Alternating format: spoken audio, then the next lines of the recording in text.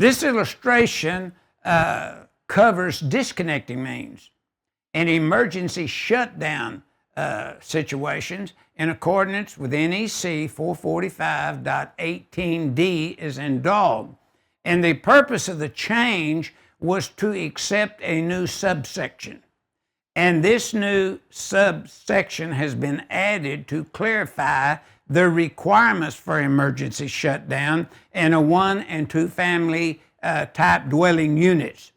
An emergency shutdown device should be located outside the dwelling unit in a readily accessible location as defined in Article 100 for a readily accessible location, except for other than cord and plug connected portable generators. So I would like to review with you first to the right of the illustration with the arrow pointing to that disconnect that points routed to the service equipment by 445.18D is in dog with the arrow pointed to the load side of that disconnect switch there, the conductors and the conduit. Now, first, it's an emergency shutdown type switch outside disconnecting means as required by 445.18D. Now, secondly, let's look at the note in blue that points toward the same disconnect.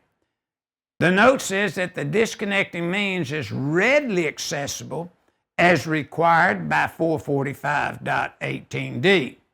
So we find that, and then we have a 2-pole transfer switch that you see there in 702.5, and the loads that it supplies is outlined in 702.2 to define this as a optional standby system, and the conductors are routed in EMT.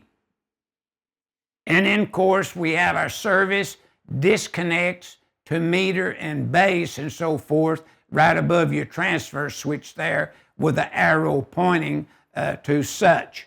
Now we'll move over and take a look at cord and plug connected portable equipment for 445.18D, and it said this rule didn't apply to that.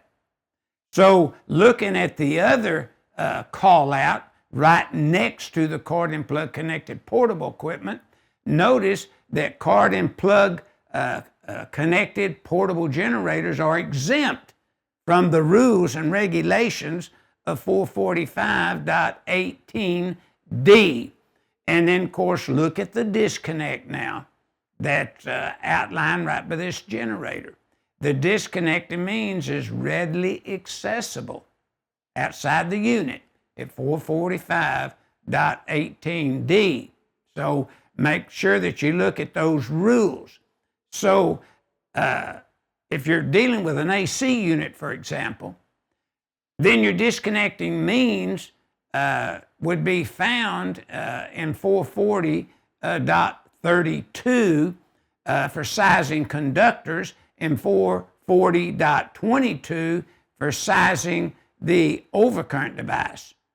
And then, of course, I'd like to also remind for AC units for grounding and bonding, see 440.9 and the rules that are implemented and enforced there, so you understand the grounding and bonding that has to take place if a unit, for example, AC unit, was on a roof or, exposed to the weather and so forth. Now, if you will follow through on what I've given you here, you'll get a good feel for why this new subsection was important and needed to be added.